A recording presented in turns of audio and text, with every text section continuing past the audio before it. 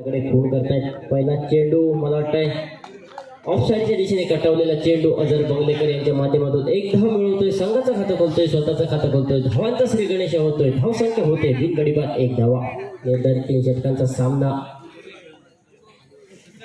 Tie झाला तर super over असेल. प्रत्येक सामन्यासाठी महत्त्वपूर्ण निर्णय आणि नियम या स्पर्धेच्या माध्यमातून पाहायला मिळतोय. पुढील चेंडू यश याचा सुंदर चेंडू ऑफसाईडच्या दिशेने पुन्हा एकदा रोहित याच्या मार्फत 1 धाव मिळवली जाते. आई केळबाई संघाची धावसंख्या आता मात्र एका धावेने पुढे सरकली जाते. धावफलक 1 धावेने हलका ठेवतोय. मोठा फटका खेळण्याचा कुठलाही प्रयत्न आतापर्यंत होत नाही. चांगल्या चेंडूला सन्मान द्यायचा, खराब चेंडूची वाट पाहायची आणि खराब चेंडूवर आक्रमण अतिक्रमण चालवायचं आणि मोठी धावसंख्या उभारायचा वरती.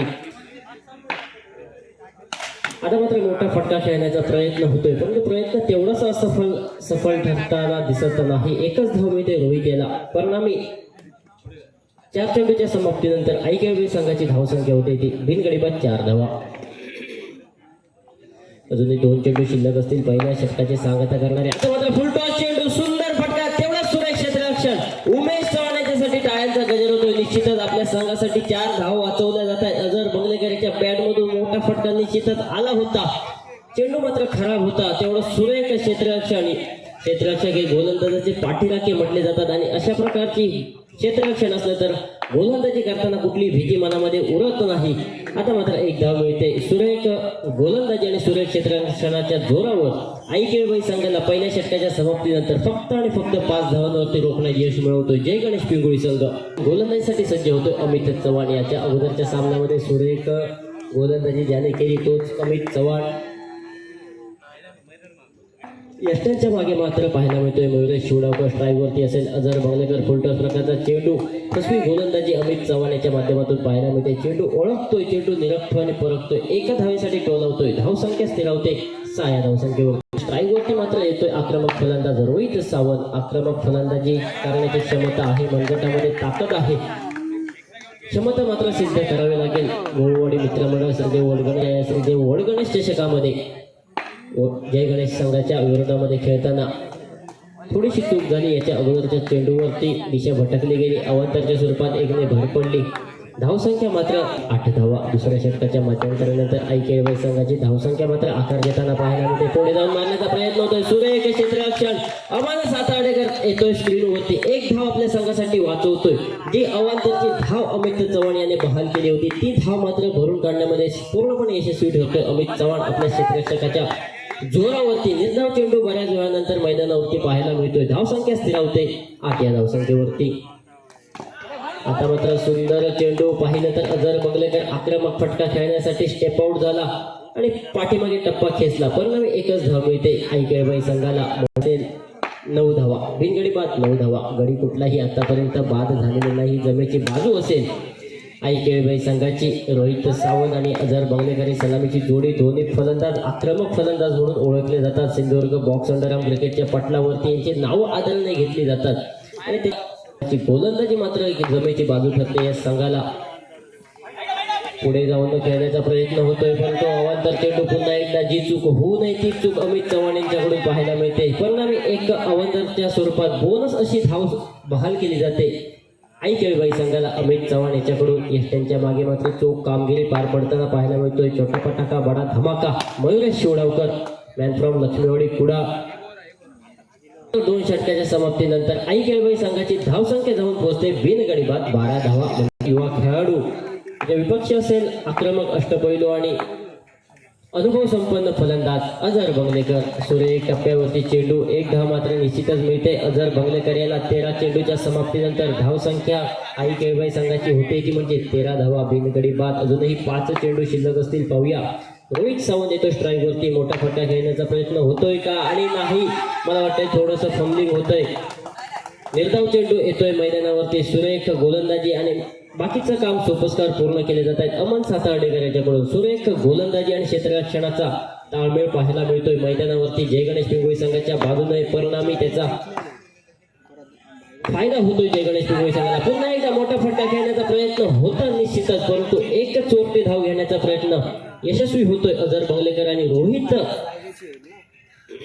चेंडू शिल्लक असतील. मयुरेश शिवडावकर याचे 3 चेंडूवरती एखादा मोठा फटका खेळावा लागेल. निश्चितच सन्मानजनक धावसंख्या आपल्या संघाला उभारून द्यायची असेल तर कारण जय गणेश पिंगुळी संघाचा विचार केला तर उमेश चव्हाण, अक्षय गावडे, अमन सातार्डेकर, अमित चव्हाण यांच्यासारखे आक्रमक दर्जाचे फलंदाज निश्चितच आहेत. त्यामुळे सन्मानजनक धावसंख्या 21-22 धावसंख्या तीन षटकामध्ये करणं टार्गेट निश्चितच असेल. शेवटचे 2 चेंडू शिल्लक. 2 चेंडूवरती पाहूया रोहित सावंत पुढे जाऊन मोठा फटका खेळण्याचा प्रयत्न होतोय. जेवढी अपेक्षा होती तेवढी या फटक्यावरती धावा मात्र मिळत नाही. एकच इनिंगची सांगता समाप्ती भैरवी करणारा चेंडू असेल मयुरेश शिवडावकर याचा आणि सामना करेल अजर बंगलेकर. पुढे जाऊन मारण्याचा प्रयत्न होतो आणि प्रयत्न सक्सेसफुल होतोय. शेवटच्या चेंडूवरती 6 धावा वसूल करतोय अजर बंगलेकर. कामाचं आक्रमक फलंदाजांमध्ये अग्रगण्य यादीमध्ये नाव घेतलं जातं. याचं प्रत्युत्तर आणि उत्तर मैदानावरती या षटकारांशी देतोय अजर बंगलेकर. पुढे आणि उमेश चव्हाण नॉन स्ट्राईक वरती. उमेश चव्हाण स्ट्राईक वरती असेल. अक्षय गावडे गोलंदाजी सज्ज होतोय. मॅन फ्रॉम पुढा तन्मय सावंत. पूर्णपणे फलंदाजीची भिस्त असेल अक्षय गावडे आणि उमेश चव्हाण यांच्या खांद्यावरती जय गणेश पिंगुळी संघाची. हे दोन्ही फलंदाज शेवटपर्यंत मैदानामध्ये टिकून राहणं आवश्यक असेल, गरजेचं असेल. कारण गोलंदाजीची लाईनअप बघितली आई केळबाई संघाची तर एक 3 परफेक्ट गोलंदाज, परफेक्ट बॉलर म्हटले तरी वावगं ठरणार नाही. पहिल्या चेंडूवर मोठा फटका खेळण्याचा प्रयत्न होतो आणि प्रयत्न सक्सेसफुल होतोय. 2 धावा मिळतात या फटक्यावरती. 2 धावांनी संघाची धावसंख्या जाऊन पोहोचते. बिनगडी बाद 3 धावा. आक्रमक फलंदाजीसाठी ओळखला जातो तोच उमेश चव्हाण. आता मात्र सुंदर टप्प्यावरचा चेंडू परिणामी 1 धाव मिळवतोय. ऑफसाईडच्या दिशेने चेंडूला पाठवलं जातंय. ते धावसंख्या जाऊन पोहोचते 4 धावांवरती. चांगल्या चेंडूचा सन्मान करायचा. अजूनही खेळताना स्ट्राईक वरती असेल तो मात्र अक्षय गावडे. पुन्हा एकदा फुल टॉस प्रकारचा चेंडू.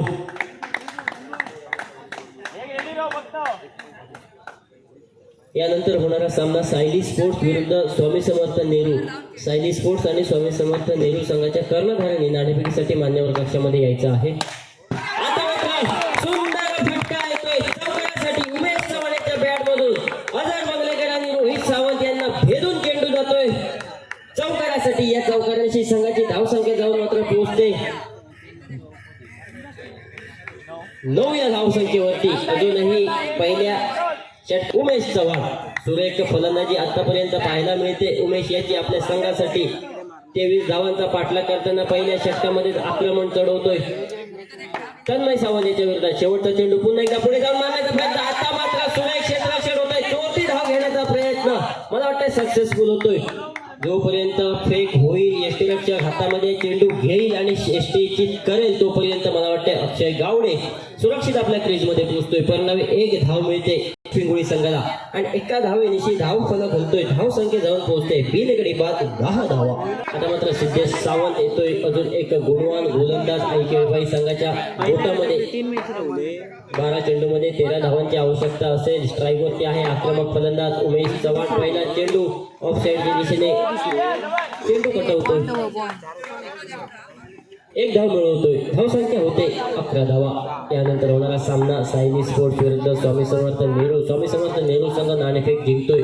आपला निर्णय कळवायचा आहे आणि यानंतरच्या सामन्यानंतर ताबडतोब मैदानाचा ताबा घ्यायचा आहे. आता मात्र स्ट्राईक वरती पाहायला मिळतोय अक्षय गावडे. 1 धावेचा डिफरन्स असेल. पाहूया मोठा फटका खेळण्यासाठी फलंदाज सज्ज होत आहेत की एकेरी धावसंख्येवरती भर देऊन सामना 3-4 चेंडू अजूनही बाकी असतील. स्ट्राईक वरती आहे तो उमेश चव्हाण. आक्रमक दर्जाचं क्षेत्ररक्षण सजवलं जात आहे. तन्मय सावंतला कव्हर रिजन मध्ये आणलं जात आहे. सुरेख टप्प्यावरची गोलंदाजी करण्यासाठी जो ओळखला जातो तो सिद्धेश सावंत. आता चेंडू निर्धाव येतोय की गडी बाद होतोय. उमेश चव्हाण बाद होतोय. मोठा धक्का बसतोय. मोठा मासा गळायला लागतोय. सिद्धेश सावंत आणि आई केळबाई संघाच्या 12 धावसंख्या. दुसऱ्या षटकाची सांगता करणारे 3 चेंडू शिल्लक असतील. सिद्धेचे आक्रमक क्षेत्ररक्षण सजवतोय अजर बंगलेकर. आई केळबाई संघाचा संघनायक कर्णधार तारणहार. सुंदर चेंडू, सुंदर फटका. 1 धाव निश्चितच मिळवतोय. स्ट्राईक मध्ये थोडासा बदल होताना पाहायला मिळतोय. अक्षय गावडे स्ट्राईक वरती येतोय. 4 चेंडू समाप्त होत आहेत. धावसंख्या 13. 8 चेंडू आणि 10 धावा म्हणजे 2 धावांचा जय गणेश पिंगुळी संघाला सामना जिंकण्यासाठी आई केळबाई संघाच्या विरोधात आता मात्र सुरेख टप्प्यावरती गोलंदाजी करताना पाहायला मिळतोय आपल्या संघासाठी तो म्हणजे गोलंदाज सिद्धेश सावंत. शेवटचा चेंडू असेल दुसऱ्या षटकाची सांगता समाप्ती करणारा. यष्टांच्या मागे पाहायला मिळतोय अमन सातार, अमर नाईक. अमन सातार्डेकर फलंदाजीसाठी सज्ज होतोय आणि क्लीन बोल्ड होतोय. लेगब्रेक प्रकारचा चेंडू पाहायला मिळतोय. अवांतरची धाव घेण्याच्या प्रयत्नात क्लीन बोल्ड होतोय आणि दुसरा गडी बाद होतोय. अजून एक मोठा धक्का बसतोय अमनच्या स्वरूपात जय गणेश पिंगुळी संघाला. आणि कुठेतरी नोंद घ्यायची आहे. अजून एक महत्वपूर्ण निर्णय नियम मंडळाचा पाहायला मिळतोय. अक्षय गावडे याच्या माध्यमातून एक धाव मिळवली जाते. 5 चेंडू आणि 8 धावांची आवश्यकता. रोमहर्षक चाललेला सामना आई केळबाई कुडाळ विरुद्ध जय गणेश पिंगुळी संघाच्या बाजूने. पहिल्या षटकामध्ये सुरेख फटकेबाजी केली होती, त्यानंतर मात्र कुठेतरी थोडीशी हाराकिरी पाहायला मिळते जय गणेश पिंगुळी संघाच्या फलंदाजांची. अजून 4 चेंडू आणि 7 धावांची आवश्यकता असेल, म्हणजे 3 धावांचा एकूण डिफरन्स असेल. पाहूया अक्षय गावडे कशा प्रकारची फलंदाजी करतोय आपल्या संघासाठी. पुढे जाऊन मारण्याचा प्रयत्न होता सक्सेसफुल, परंतु अजर बंगलेकर याचं सुरेख क्षेत्ररक्षण, टाळ्यांचा गजर होतोय. निर्धाव चेंडू गणला जातोय मैदानावरती. निश्चितच या फटक्यावरती 4 धावांची मोहर लागली असती. 7 धावा 8 धावांची आवश्यकता असेल. 3 चेंडू आणि 8 धावा. आता मात्र हाराकिरी. आता मात्र स्ट्राईक वरती येतोय हर्षद मरकज. पुढे जाऊन मारण्याचा प्रयत्न, परंतु चेंडू जातोय खूपच लांब, गडी बाद होतोय. आता मात्र सामना पूर्णपणे झुकले. 1 चेंडू आणि 7 धावा. वाईड बॉल घोषित केला जातोय. 1 चेंडू आणि 6 धावा आणि फलंदाजीसाठी येतोय अमित चव्हाण. षटकार खेचणं गरजेचं असेल. आपल्या संघाला सामना जिंकून देण्यासाठी क्षमता मात्र मैदानावरती सिद्ध करावी लागेल. 1 चेंडू आणि 6 धावांची आवश्यकता असेल. पाहूया अजर बंगलेकर, एक अनुभवी अष्टपैलू गोलंदाज. सुंदर चेंडू, सुंदर फटका, परंतु 2च धावा आणि विजयी होतोय आई केळबाई संघ.